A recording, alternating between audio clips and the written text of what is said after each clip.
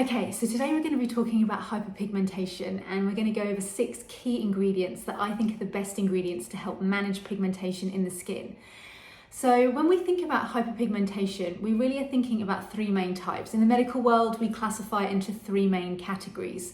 So the first category is UV-induced pigmentation. So that's caused by, you've guessed it, being in the sun for too long, too much excess, unprotected UV sun exposure. Number 2 is post-inflammatory hyperpigmentation. So if you suffered with acne in the past and you've been left with those dark, discolored spots on the skin, that's post-inflammatory changes, and it's pigmentation that responds as a result of inflammation in the skin, and that can happen with other inflammatory skin conditions as well. And finally, we've got hormonal pigmentation. So this occurs if you're on the oral contraceptive pill, or often in pregnancy, we tend to develop excessive patches of pigmentation, and some people are more prone to that than others. The first ingredient we're going to talk about is something everybody knows about. It's vitamin C, or L-ascorbic acid. There's lots of different types of vitamin C, and vitamin C is a really potent antioxidant. So when we are using that in our skincare routine, that's mopping up free radicals, and that's helping to protect our skin from UV damage or triggers that actually start inflammation pathways and things like that in the skin that can then go on to trigger too much pigment from being produced. So vitamin C is a really great ingredient to add into your morning routine because it helps to protect and prevent any of that initial trigger when it comes to the skin. There's some evidence to say that it can help to down-regulate tyrosinase, so it can actually help to inhibit some of that activity of the enzyme that's converting into pigment. So vitamin C has a couple of different applications when it comes to hyperpigmentation, and there's lots of studies out there to show that it's a really effective treatment to add into your routine if you're really struggling with hyperpigmentation. So the next ingredient we're going to talk about is kojic acid. Now this is an alpha hydroxy acid. So this is going to really help with the exfoliation part of that pigment pathway, or those 3 things we were talking about earlier. So if you've got any excess pigment that's sitting in the skin that's causing that mottled, discolored, uneven complexion, when you exfoliate that away with kojic acid, you're going to help to improve the appearance of the complexion, make it look more even, and to help exfoliate any of that excess pigment sitting in the skin. Now, what kojic acid also does is it helps to reduce the amount of free tyrosinase that's circulating around in the skin. What that means is that there's less of that active enzyme available to do the conversion into excessive amounts of melanin. So it's going to help to reduce the amount of melanin or pigment that's being produced in the skin. So it does a couple of different things. It's a really important ingredient when it comes to hyperpigmentation, and we use it a lot. So it's in a lot of different products, and it's a great addition if you're struggling with pigmentation. So the next ingredient we're going to talk about is azelaic acid. Now, azelaic acid also helps to inhibit tyrosinase. So we're seeing a little bit of a pattern here. Like, a lot of these ingredients do a lot of the same things. They just do them in slightly different ways, but essentially what we're looking at is the end result. So if we have less tyrosinase, we're going to have less melanin, and that means less pigment in the skin. The other thing that azelaic acid does is it's a great anti-inflammatory and antibacterial ingredient. It's really good if you have acne, rosacea, inflammatory skin, because it really helps to calm the skin down and help to reduce inflammation, which we know is a trigger for pigment production. So if we can help to manage that initial inflammatory response in the skin, then that's going to really help to reduce the chance of that developing into too much excessive post-inflammatory hyperpigmentation. Now, azelaic acid as well is also antioxidant, so it really does help to manage free radicals in the skin, helps to prevent any oxidization in the skin, which essentially means that it's going to be triggering that pigmentation pathway. So azelaic acid is a great ingredient to add in, particularly if you've got acne or rosacea or other inflammatory skin conditions. So the next ingredient up is glycolic acid, and this is another alpha hydroxy acid like kojic acid is, but this one comes from a different plant source. So glycolic acid comes from sugarcane. And glycolic acid is a really great exfoliator, so it really helps to clear the complexion. It's helping to remove any of that excess pigment from the surface of the skin, so it results in a brighter, clearer complexion. it helps to inhibit melanin from being deposited in the basal layer of the epidermis. So when melanin is produced in the melanocyte, it's deposited at the lower level of the epidermis, where it then sort of starts to make its way up to the surface. Glycolic acid is an alpha hydroxy acid that helps to minimize how much melanin is deposited in the skin in the first place.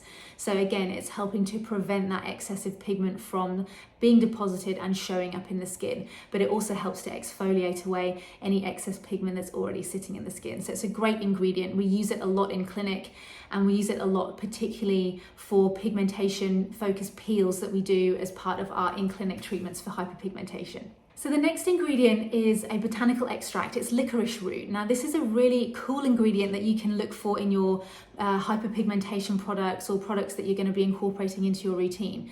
This is an ingredient that really works on melanin production. It helps to minimize melanin production. It downregulates melanin. It also helps to disperse melanin granules that are already sitting in the skin. So all of that in combination really helps to reduce the melanin load in the skin, so that excessive pigment. And then if you're using that in combination with other ingredients that help to shed that excess pigment from the skin, then it's a really great combination to use, because licorice root is going to be helping to minimize how much melanin is actually in the skin in the first place, and it will also inhibit how much melanin is being produced. So another great ingredient to look out for, and another great one to add into your routine. So the next ingredient we're talking about is alpha-arbutin, or arbutin. Now this is a plant-based version of a prescription medication that we use for hyperpigmentation called HYDROQUINONE. Now how hydroquinone and arbutin work is that they competitively inhibit tyrosinase. So again, they're just inhibiting tyrosinase activity in the skin. So ultimately, what does that mean? Like we've already covered, it means that there's going to be less melanin produced in the skin. So hydroquinone is the prescription version of this. Like you need a prescription for it, you need to see your dermatologist or skin specialist or GP. It comes with the potential for side effects, it comes with the potential for irritation, and a whole host of other things that we're going to actually cover in a second, because I'm going to talk about TRETINOIN and hydroquinone, because you may have noticed that I haven't actually talked about those yet when it comes to pigmentation. But arbutin is essentially a safer, better tolerated version, a plant-based version of hydroquinone. So if you're looking for something that's more natural, looking for something that does a similar thing to hydroquinone, that's a little bit less potent but a bit safer, then alpha-arbutin is a really great ingredient to look for when it comes to looking for things to add into your hyperpigmentation routine. So now we are going to just talk a bit about tretinoin and hydroquinone. So we've just covered really briefly there how hydroquinone can work. Like we were saying, it competitively inhibits tyrosinase, but it comes with it comes with things to consider. So the pros and cons of using something like tretinoin, using something like hydroquinone. You know, if we cover quickly what tretinoin does, it's a vitamin A analog, it's prescription strength again, it's helping to improve cell turnover, it's helping to inhibit tyrosinase, it's helping to reduce how much melanin is actually in the skin or excessive pigmentation. Helps to keep both of those ingredients, help to essentially treat multiple parts of that pigmentation pathway. Now, obviously, prescription strength gives the impression, doesn't it, that they are going to be stronger, and that's right, they are more potent. So they act more quickly in the skin, you're going to see results more quickly, and you're going to get better results really over time, because those prescription strength products are more potent when it comes to the activity that they have against pigmentation. But those pros aside, if we look at the cons, then you need accessibility is one. You need to see a doctor to have that prescribed for you. You need to be deemed a suitable candidate to have that prescribed for you. So in terms of accessibility and ease of adding those into your routine, there's an extra barrier there.